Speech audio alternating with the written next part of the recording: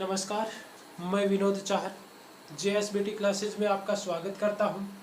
हम लोक देवियों के बारे में पढ़ रहे थे, लोक देवियों के बारे में चर्चा कर रहे थे, तो उसी बिंदु को हम आगे बढ़ाते हैं और आज बात करते हैं सबसे पहले हिंगलाज माता की। आज हम सबसे पहले बात करेंगे किसकी? हिंगलाज माता की। हिंगलाज माता कौन है, किस रूप में इनको पूजा जाता है, क्या इनकी लोक मान्यता है, इन सब के बारे में चर्चा करेंगे। तो देखिए, सबसे पहले तो बात करते हैं ये हिंगलाज माता कौन है, हिंगलाज माता का मंदिर कहाँ है। देखिए, बात करें इनके आदि मंदिर की, सबसे प्राचीन मंदिर की बात करते हैं, इनके प्राचीन मंदिर की। तो देखिए, प्राचीन मंदिर हिंगलाज माता का प्राचीन मंदिर है, वो वर्तमान में बात करें तो वर्तमान में कहाँ पर है? पाकिस्तान। वर्तमान में कहाँ पर है? पाकिस्तान। और पाकिस्तान में भी कहाँ पर है? पाकिस्तान का एक स्थान है जिसका नाम है बलूचिस्तान। कौन सा स्थान है? बलूचिस्तान। हिंगलाज माता का जो आदि मंदिर है या हिंगलाज माता का जो सबसे पुराना मंदिर है वो कहाँ पर बना हुआ है? पाकिस्तान के बलूचिस्तान में। पाकिस्तान के बलूचिस्तान में बना हुआ है। पाकिस्तान के बलूचिस्तान में बना हुआ है। ये तो सबसे प्राचीन मंदिर है। इसके अलावा हमारे राजस्थान में और भी कई मंदिर बने हुए हैं, उनकी हम चर्चा आगे करेंगे। उससे पहले देखते हैं कि ये हिंगलाज माता कौन थी। तो देखिए, शिव की पत्नी, भगवान शिव हैं, भगवान शिव की पत्नी थी सती भगवती। कौन थी? सती भगवती। सती भगवती है, वो भगवान शिव की पत्नी थी, भगवान शिव की पत्नी थी। देखिए, इनके पीछे का इतिहास में थोड़ा सा बताता हूं आपको। ये सती भगवती है, ये कौन थी? ये राजा दक्ष की कन्या थी। कौन थी? राजा दक्ष की कन्या थी। सती भगवती राजा दक्ष की कन्या थी। और राजा दक्ष की कन्या का विवाह किसके साथ में हुआ था? भगवान शिव के साथ में हुआ था। कहते हैं कि भगवान शिव और राजा दक्ष के बीच में मतभेद हो गए थे, और उन्हीं मतभेदों के चलते राजा दक्ष ने एक बड़े यज्ञ का आयोजन करवाया था, और उस यज्ञ में कौन सम्मिलित नहीं हुए थे? भगवान शिव सम्मिलित नहीं हुए थे।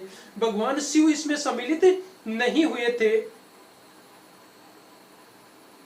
सती अकेली ही अपने पिता के पास में इस यज्ञ में सम्मिलित होने के लिए गई थी। कौन गई थी? सती है, सती भगवती है, वो अकेली ही अपने पिता के घर में चली गई थी। तब कहते हैं कि भगवान शिव की पत्नी जो भगवती सती थी, उनसे राजा दक्ष के परिवार वालों ने, किसी भी व्यक्ति ने उनसे बातचीत नहीं की थी। किसी ने भी उनसे बातचीत नहीं की, उससे आनाकानी की। तब कहते हैं कि उस बात से रुष्ट होकर, नाराज होकर, जो भगवती है, सती भगवती है, वो क्या करती है? जो यज्ञ कुंड था, उस यज्ञ कुंड की अग्नि में कूद जाती है। और जब वो अग्नि में कूद जाती है, इस बात का पता चलता है किसको? भगवान शिव को चलता है। तो भगवान शिव वहां पर आते हैं और कहते हैं कि अपनी पत्नी सती है, उसको लेकर वो अपने सारे कपड़े हैं वो उतार देते हैं, और सती को अपने कंधे पर लेकर तांडव नृत्य करते हैं। कौन सा नृत्य करते हैं? तांडव नृत्य करते हैं। और जब वो तांडव नृत्य करते हैं, उस समय जो सती थी, इन सती का बृहरंध्र जो बृहरंध्र है, वो बृहरंध्र हिंगलाज नामक स्थान पर, किस स्थान पर? हिंगलाज नामक स्थान पर, हिंगलाज नामक स्थान पर आकर इनका बृहरंध्र गिरता है। और इनका जो बृहरंध्र था वह कुमकुम से, किससे? कुमकुम से, यानी कह सकते हैं कि हिंगलू से। इनका जो बृहरंध्र था वो कुमकुम, और कुमकुम को ही कहा जाता है हिंगलू। उस हिंगलू से सुशोभित था, हिंगलू से सुशोभित था। तो उस हिंगलू के कारण इनका बृहरंध्र आकर गिरा था, और वो हिंगलू से सुशोभित था। और इसी हिंगलू के आधार पर उस स्थान को और इस माता को किस नाम से जाना जाने लगा? हिंगलाज के नाम से जाना जाने लगा। इस माता को किस नाम से जाना जाने लगा? हिंगलाज माता के नाम से जाना जाने लगा। बृहरंध्र आकर गिरा था, बृहरंध्र आकर गिरा था जो हिंगलू से सुशोभित था, और उसी हिंगलू से इनका क्या नाम बना, हिंगलाज माता नाम पड़ा था। हिंगलाज माता का मंदिर है वो हमने बात कर ली, प्राचीन, सबसे प्राचीन मंदिर है वो कहां पर बना हुआ है, बलूचिस्तान पाकिस्तान में बना हुआ है। हिंगलाज माता का जो मंदिर है, हिंगलाज माता का जो मंदिर है, उस मंदिर में पूजा कौन करते हैं, तो देखिए इनके मंदिर में पूजा की बात करें तो हिंगलाज माता के मंदिर में जो पूजा करते हैं वो कौन करते हैं, चांगला। कौन करते हैं, चांगला। अब ये चांगला कौन है, तो देखिए ये चांगला मुसलमान है, चांगला खाप है इनकी, और ये कौन है, ये मुसलमान है, ये मुसलमान है। कैसे मुसलमान है, जो चारणों से मुसलमान बने हैं। किन से बने हैं, चारणों से, जो चारण जाति के थे और धर्म परिवर्तन करके क्या बने हैं, मुसलमान बने। जो जो चारणों से मुसलमान बने हैं वो क्या है, चांगला मुसलमान है, चांगला खाप के मुसलमान है। और ये चांगला खाप के मुसलमान क्या करते हैं, इनके मंदिर में पूजा करते हैं। क्या करते हैं, मंदिर में। तो मंदिर में पूजा जो चांगला खाप है, इनकी जो ब्रह्मचारिणी कन्याएं हैं, कौन करती हैं, इनकी कन्याएं करती हैं, इनकी कन्याएं करती है। कौन कन्याएं, ब्रह्मचारिणी कन्याएं, यानी जो भोग विलास से दूर रहती हैं, भोग विलास से दूर रहती है, वो कन्याएं क्या करती हैं, वो कन्याएं, चांगला मुसलमान है, चांगला खाम के मुसलमान है, उनकी ब्रह्मचारिणी जो कन्याएं हैं वो इस मंदिर में पूजा करती हैं, हिंगलाज माता के मंदिर में पूजा करती हैं। और पूजा करने वाली जो ये ब्रह्मचारिणी कन्याएं हैं, इनको क्या कहा जाता है, तो इनको कहा जाता है चांगली माई।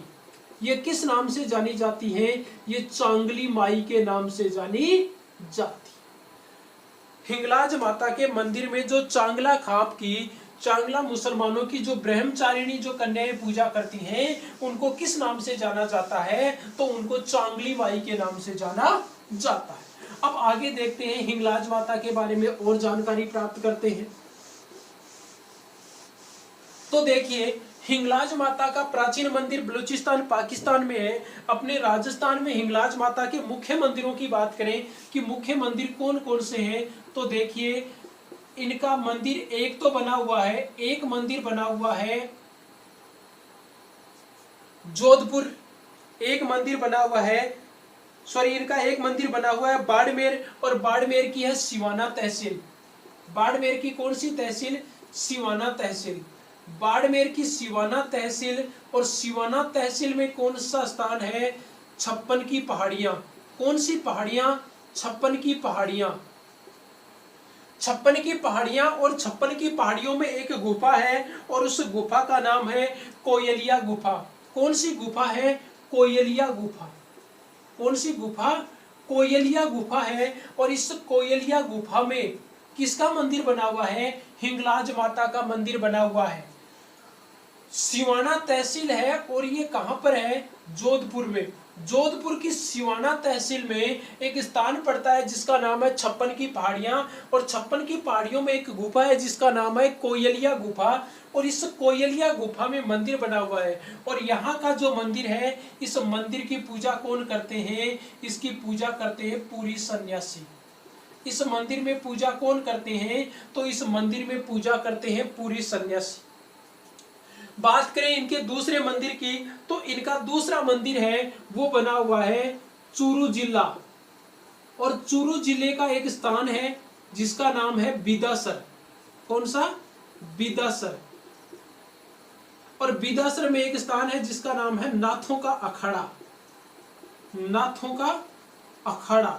तो इनका दूसरा मंदिर है वो कहां पर बना हुआ है, इनका दूसरा मंदिर बना हुआ है नाथों का अखाड़ा, जहां पर इनका पुराना मंदिर बना हुआ है, प्राचीन मंदिर बना हुआ है नाथों का अखाड़ा, जो बिदासर में चूरू जिले में पड़ता है। चूरू जिले के बिदासर के नाथों का अखाड़ा है, वहां पर इनका दूसरा प्रमुख मंदिर है।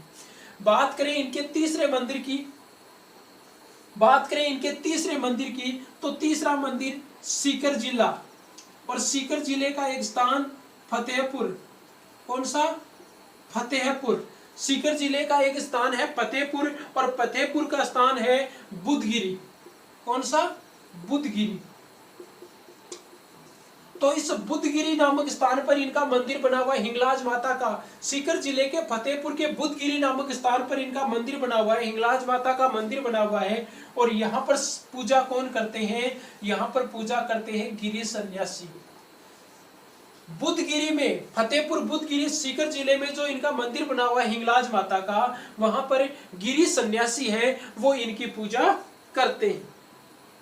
इनके अलावा बात करें तो देखिए इनका एक और मंदिर है, वो राजस्थान में बना हुआ है, जो काफी प्रसिद्ध है। और ये मंदिर बना हुआ है लोदरवा जैसलमेर। लोदरवा जो एक प्रेम कहानी के लिए भी प्रसिद्ध है। महेंद्र और मूमल, महेंद्र और मूमल की प्रेम कहानी के लिए भी प्रसिद्ध है। उसी लोदरवा नामक स्थान पर इनका एक मंदिर बना हुआ है। हिंगलाज माता का चौथा मंदिर कहां पर बना हुआ है? लोदरवा। और लोदरवा कहां पर पड़ता है? लोदरवा पड़ता है जैसलमेर। कहते हैं कि वर्तमान समय में ये जो मंदिर है लोदरवा में, ये भूमिगत हो चुका है, ये भूमिगत हो चुका है। और यहाँ पर दर्शन करने के लिए भूमि में यानी नीचे सीढ़ियों से उतरना पड़ता है। नीचे क्या करना पड़ता है? नीचे सीढ़ियों से उतरना पड़ता है। नीचे सीढ़ियों से यहाँ पर उतरना पड़ता है, नीचे सीढ़ियों से उतरना पड़ता है। तो ये थे यहाँ पर प्रमुख मंदिर, राजस्थान में प्रमुख मंदिर। इसके अलावा बात करें तो गढ़सीसर तालाब जैसलमेर में है। उस गढ़सीसर तालाब में एक टापू है और उस टापू के मध्य हिंगलाज माता की साल है। क्या है? हिंगलाज माता की शाल। हिंगलाज माता की क्या है? शाल है। कहां पर है? तो यह है गढ़सीसर तालाब। कहां पर है? गढ़सीसर तालाब। गढ़सीसर तालाब में हिंगलाज माता की साल है। तो ये थी हिंगलाज माता के बारे में जानकारी। और प्रतिवर्ष नवरात्र, चैत्र नवरात्र और आश्विन नवरात्र में इनका मेला भरता है। तो ये थी हिंगलाज माता के बारे में जानकारी। अब देखिए एक और लोक देवी के बारे में हम चर्चा करते हैं। एक और लोक देवी के बारे में हम चर्चा करते हैं और चर्चा करते हैं ज्वाला माता। कौन सी माता? ज्वाला माता। ज्वाला माता, ज्वाला माता का मंदिर है। ये ज्वाला माता का मंदिर कहां पर बना हुआ है? ये जोबनेर में। कहां पर बना हुआ है? ये मंदिर बना हुआ है, इनका मंदिर बना हुआ है जोबनेर में। जोबनेर कहां पर पड़ता है? तो जोबनेर पड़ता है जयपुर में। जोबनेर कहां पर पड़ता है? जोबनेर जयपुर में। जयपुर जिले से, जयपुर का जो जिला मुख्यालय है, उस जिला मुख्यालय से 45 किलोमीटर दूर है। कितनी दूर है? 45 किलोमीटर दूर एक स्थान है जिसका नाम है जोबनेर। उस जोबनेर नामक स्थान पर ज्वाला माता का मंदिर बना हुआ है। ज्वाला माता का मंदिर है, वो भी किस आधार पर इसकी मान्यता है? तो वही पहले वाली बात कि सती अग्निकुंड में कूद जाती है, भगवान शिव आते हैं, तांडव नृत्य करते हैं। तो देखिए जब ये तांडव नृत्य करते हैं भगवान शिव, तब कहते हैं कि जानु भाग, जो सती भगवती है, सती भगवती का जानु भाग। कौन सा भाग? जानु भाग, यानी हम कह सकते हैं कि घुटना। कौन सा भाग? घुटना। जब उन्होंने तांडव नृत्य किया था उस समय इनका जानु भाग घुटना है, वो यहाँ पर जोबनेर में आकर पड़ा था। यहाँ पर जोबनेर में आकर वो पड़ा था और उसी को यहाँ पर प्रतीक मान लिया जाता है। किसको? इनके जानु भाग को, इनके घुटने को इनका प्रतीक मान लिया जाता है, प्रतीक माना जाता है। और प्रतीक मानकर यहाँ पर ज्वाला माता या जालपा माता, कौन सी माता? ज्वाला माता।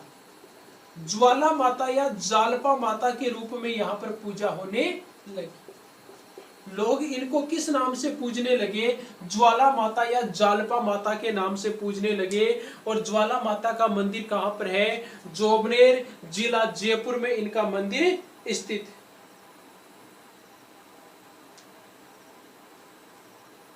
देखिए, बात करते हैं इनके पहले के इतिहास की। तो देखिए, कहा जाता है कि ये जो जोबनेर नामक स्थान है, यहां पर पहले किसका शासन हुआ करता था? तो जोबनेर नामक स्थान पर पहले चौहानों का शासन हुआ करता था, चौहान राजपूतों का शासन हुआ करता था। लेकिन समय व्यतीत होने के साथ में यहाँ पर किन का शासन स्थापित हो गया? यहाँ पर कछवाहा वंश का शासन स्थापित हो गया।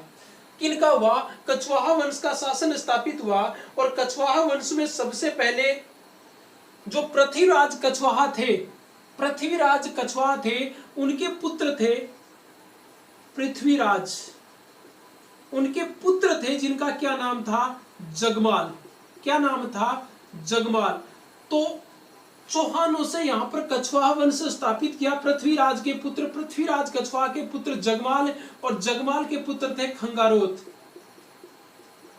कौन थे? खंगारोत। जगमाल के पुत्र थे खंगारोत।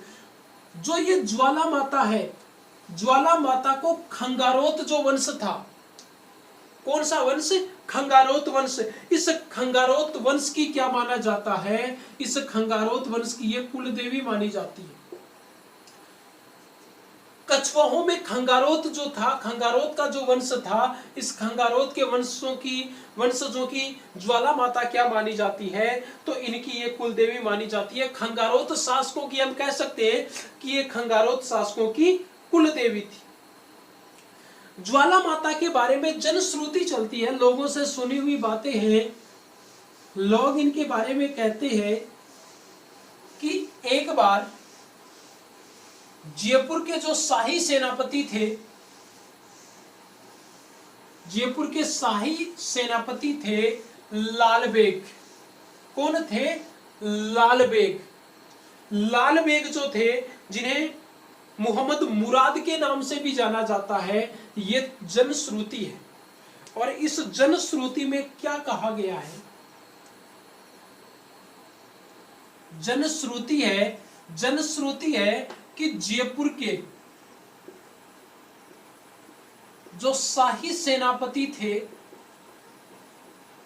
शाही सेनापति, और शाही सेनापति का क्या नाम था? मोहम्मद मुराद। और इन्हीं क्या कहा जाता है? लाल बेग। कहते हैं कि जयपुर के शाही सेनापति मोहम्मद मुराद या जो लाल बेग है, इस लाल बेग ने जोबनेर के शासक थे जिनका नाम था जेत सिंह। इसने क्या किया था? इसने आक्रमण किया। आक्रमण किस पर किया? आक्रमण किया जी जोबनेर के शासक, जोबनेर शासक। और जोबनेर शासक का क्या नाम था? जेत सिंह। जेत सिंह पर मोहम्मद मुराद ने आक्रमण किया। किस पर किया? जोबनेर शासक जेत सिंह पर किया। कहते हैं कि जब इसने जेत सिंह पर आक्रमण किया, तब ज्वाला माता की जो जहरीली मक्खियां हैं, ज्वाला माता की जो जहरीली मक्खियां हैं, उन जहरीली मक्खियों ने क्या कर दिया था? मधुमक्खियों का एक बहुत बड़ा झुंड आया। मधुमक्खियों ने क्या किया था? मधुमक्खियों ने आक्रमण कर दिया। किस पर? मोहम्मद मुराद पर आक्रमण कर दिया। उनके सैनिकों को काटना शुरू कर दिया। तब कहते हैं कि मोहम्मद मुराद के पास में नौबत थी, और इनकी सेना है, मोहम्मद मुराद की सेना है, वो इस नौबत को छोड़कर, किसको छोड़कर? नौबत को छोड़कर भाग गई थी। नौबत को छोड़कर भाग गई थी। और कहते हैं कि ये नौबत आज भी ज्वाला माता के मंदिर में स्थित है। ये नौबत है, ये आज भी ज्वाला माता के मंदिर में वहां पर रखी गई है, और लोगों को इसके दर्शन करने का अवसर मिलता है। यहां पर प्रतिवर्ष चैत्र व आश्विन नवरात्र में मेला लगता है। ज्वाला माता का मंदिर है। ज्वाला माता के मंदिर में प्रतिवर्ष जो नवरात्र, आश्विन नवरात्र और चैत्र नवरात्र हैं, इन दोनों नवरात्रों में यहाँ पर ज्वाला माता का मेला लगता है। बात करें मेले की, तो इनका मेला कब लगता है? इनका मेला लगता है चैत्र नवरात्र में। कब लगता है? चैत्र नवरात्र में। और एक मेला कब लगता है? तो एक मेला लगता है आश्विन नवरात्र में। यानी चैत्र नवरात्र और आश्विन नवरात्र में माता का मेला, ज्वाला माता का मेला लगता है। कहाँ लगता है? जोबनेर, जयपुर में लगता है। और ये किन की कुल देवी मानी जाती है? तो ये खंगारोत शासकों की कुल देवी मानी जाती है। यहाँ पर इस मंदिर में नौबत रखी हुई है। वो नौबत किसकी है? तो वो मोहम्मद मुराद, जयपुर के शाही सेनापति मोहम्मद मुराद, या कह सकते हैं कि लाल बेग की है, जिसने जोबनेर के शासक जैत सिंह पर आक्रमण किया था। और उस समय माता की मखियों ने क्या कर दिया था? लाल बेग की सेना पर हमला बोल दिया था और उसके सैनिक उस नौबत को छोड़कर भाग गए थे। अब देखिए, इसके बारे में थोड़ी सी चर्चा और कर लेते हैं। ये जो मंदिर है, इस मंदिर पर एक विशाल प्रवेश द्वार बना हुआ है। एक विशाल प्रवेश द्वार बना हुआ है जिसका नाम है ज्वाला पोल। क्या नाम है? ज्वाला पोल। यानी जो प्रवेश द्वार है, इस माता के मंदिर का प्रवेश द्वार है, उस प्रवेश द्वार का क्या नाम है? उसका नाम है ज्वाला पोल। और इस ज्वाला पोल का निर्माण किसने करवाया था? तो रावल नरेंद्र सिंह ने करवाया था। इसका निर्माण, बात करें इसके निर्माण की, तो इसका निर्माण किसने करवाया? रावल नरेंद्र सिंह है। रावल नरेंद्र सिंह है। अब बात यह है कि ये रावल नरेंद्र सिंह कौन है? तो ये रावल नरेंद्र सिंह है, ये जोबनेर के, कहां के? जोबनेर के अंतिम यशस्वी शासक। कौन है? अंतिम यशस्वी शासक है। जोबनेर के अंतिम यशस्वी शासक रावल नरेंद्र सिंह ने यहाँ पर एक मंदिर का निर्माण करवाया। इस मंदिर में प्रवेश द्वार का निर्माण करवाया, जिसको किस नाम से जाना जाता है? ज्वाला पोल के नाम से जाना जाता है।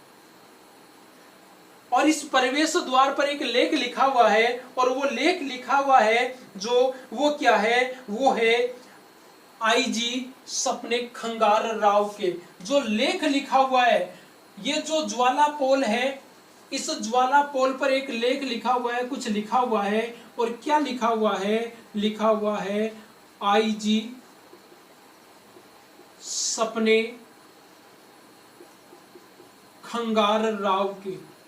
आईजी सपने खंगार राव के, ये इस पर लिखा हुआ। तो ये थी ज्वाला माता के बारे में जानकारी। अन्य लोक देवियों के बारे में जानकारी हम प्राप्त करेंगे अगले वीडियो में। धन्यवाद।